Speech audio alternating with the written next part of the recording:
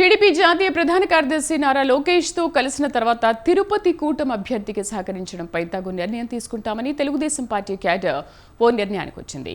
తిరుపతిలో జరిగిన టీడీపీ విస్తృత స్థాయి సమావేశానికి మాజీ ఎమ్మెల్యే సుగుణమ్మ, తుడా, మాజీ చైర్మన్ నరసింహ యాదవ్తో పాటు పార్టీ క్యాడర్ మొత్తం హాజరైంది. ఇప్పటికే పలు పర్యాయాలు సమావేశమైన క్యాడర్ తాజాగా జరిగిన మీటింగ్లో పలు కీలక నిర్ణయాలపై చర్చ జరిగింది. తిరుపతిలో టీడీపీ పొలిటికల్ ఫీట్ పై మా ప్రతినిధి జేజీరామ్ గ్రౌండ్ రిపోర్ట్. తెలుగుదేశం పార్టీకి సంబంధించినటువంటి కొద్దిసేపటి క్రితం విస్తృత స్థాయి సమావేశాన్ని ఏర్పాటు చేయడం జరిగింది. ఈ సమావేశం చూసుకున్నట్టయితే మనము పెద్ద ఎత్తున తెలుగుదేశం పార్టీకి సంబంధించినటువంటి అతిరథ మహారథులు అంటే తిరుపతిలో ఏళ్ల తరబడి తెలుగుదేశం పార్టీకి సేవలు అందిస్తున్న వాళ్ళందరూ కూడా ఈ యొక్క విస్తృత స్థాయి సమావేశానికి కూడా హాజరు కావడం జరిగింది. అయితే దీంట్లో ప్రత్యేకించి మనం చూసుకున్నట్టయితే తిరుపతి తెలుగుదేశం పార్టీ మాజీ ఎమ్మెల్యే సుగుణమ్మ, అదేవిధంగా మాజీ తుడా చైర్మన్ నరసింహ యాదవ్, పెద్దబ్బ, మబ్బు దేవనారాయణ రెడ్డి, అదేవిధంగా మనం చూసుకుంటే జేబీ శ్రీనివాసులు లాంటి అతిరథ మహారథులందరూ కూడా ఈ యొక్క కార్యక్రమంలో కూడా పాల్గొనడం జరిగింది. అంటే కార్యక్రమం యొక్క ముఖ్య ఉద్దేశం ఒకటే చెప్తున్నారు. తెలుగుదేశం పార్టీకి సంబంధించినటువంటి క్లస్టర్లు ఎవరైతే ఉన్నారో 12 మందితో కూడుకున్నటువంటి క్లస్టర్, ఈ యొక్క క్లస్టర్ అందరితో కూడా సమావేశం ఇది జరిగింది. ఈ సమావేశానికి సంబంధించి బూత్ లెవెల్ గురించి సంబంధించి వార్డు స్థాయికి సంబంధించి పెద్ద ఎత్తున అందరూ కూడా హాజరయ్యి ఈ యొక్క సమావేశంలో కూడా పాల్గొన్నారు. ప్రత్యేకించి అంటే మొదటి నుంచి కూడా మనం చూసుకున్నట్టయితే కూటమిలో భాగంగా తిరుపతిలో జనసేన అభ్యర్థి ఆరణి శ్రీనివాసులకైతే టికెట్ మంజూరు చేయడం జరిగింది. దీనికి సంబంధించి స్థానికులు, స్థానికేతరులు అనేటువంటి రెండు విధాలైనటువంటి వర్గ పోరు ఇక్కడ ప్రారంభమైంది. ఆ యొక్క ఆరణి శ్రీనివాసుల్ని ఎప్పుడైతే క్యాండిడేట్గా అనౌన్స్ చేశారో అప్పటి నుంచి కూడా ఈ యొక్క నేతల మనోభావాలు ఒక్కొక్కటి దెబ్బతిని బయటపడినటువంటి పరిస్థితి కనపడుతుంది. ఊకా విజయ్ కుమార్, అదేవిధంగా కోడూరు బాలసుబ్రహ్మణ్యం లాంటి వాళ్ళు కూడా టికెట్కు ట్రై చేశారు.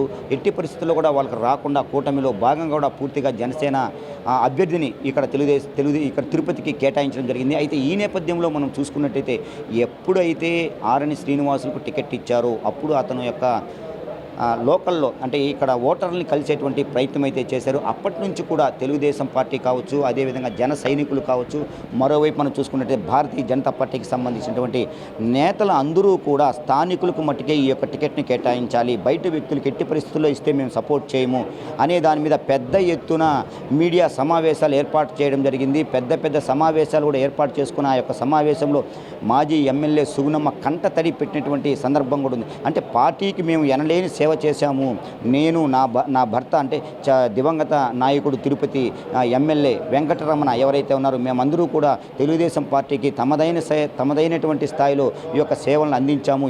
ఎంత సేవలు అందించినా కూడా పూర్తిగా మా యొక్క కుటుంబాన్ని అంటే మా స్థానికులకు కాకుండా బయట వాళ్ళకి ఇవ్వడాన్ని వీళ్ళందరూ కూడా పూర్తిగా కూడా తప్పుపట్టినటువంటి పరిస్థితి కనపడుతుంది. అంటే ఇవాళ జరిగినటువంటి ఈ యొక్క సమావేశం అంటే విస్తృత స్థాయి సమావేశం ఏదైతే ఉందో అతిరథ మహారథులందరూ తెలుగుదేశం పార్టీకి సంబంధించినటువంటి క్యాడర్ మొత్తం కూడా ఈ యొక్క దీంట్లో పాల్గొనడం జరిగింది. ఈ పాల్గొన్నటువంటి ఈ యొక్క సమావేశంలో మొట్టమొదటిగా కూడా మబ్బు దేవనారాయణ రెడ్డి ఒకటే చెప్పారు.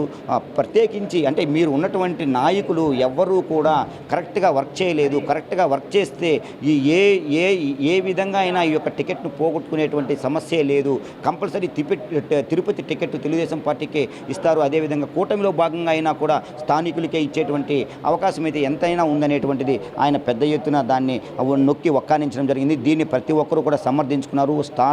స్టార్టింగ్లో పెద్ద గలాటా జరిగినా కూడా పూర్తి స్థాయిలో చివరికి అంటూ కూడా ప్రతి ఒక్కరు అంటే వాళ్ళ యొక్క మనోభావాలను అన్నింటినీ కూడా ఈ యొక్క సమావేశంలో బయట పెట్టడం జరిగింది. ప్రతి ఒక్కరూ కూడా చెప్పారు. అంటే ఈ యొక్క సమావేశం యొక్క ముఖ్య ఉద్దేశంలోకి మనం వెళ్ళినట్టయితే పూర్తి స్థాయిలో జరిగినటువంటి ఈ యొక్క విస్తృత స్థాయి సమావేశం విషయాల్లోకి మనం వస్తే తెలుగుదేశం పార్టీ అధినేతలు ఎవరైతే ఉన్నారో నారా లోకేష్ బాబుని రేపటి దినం అంటే క్లస్టర్కి సంబంధించినటువంటి వాళ్ళందరూ, అదేవిధంగా సుగుణమ్మ, నరసింహ యాదవ్ లాంటి పెద్దవాళ్ళందరూ కూడా వెళ్ళి లోకేష్ బాబుతో చర్చించి అంటే తిరుపతి టికెట్ విషయమై మళ్ళీ కూడా చర్చించి పునరాలోచన చేయాలనేటువంటి విషయాన్ని తన దృష్టికి తీసుకెళ్తాము.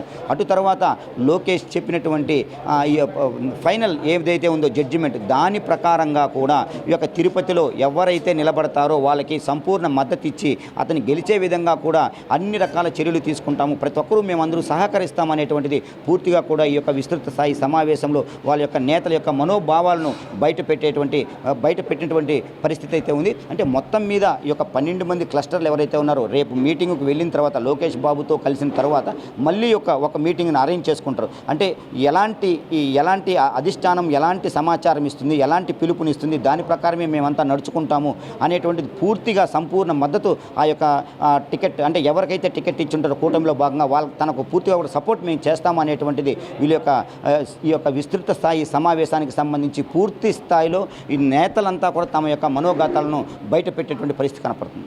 కెమెరామెన్ లోకేష్తో జేజీరామ్, స్వతంత్ర టీవీ, తిరుపతి.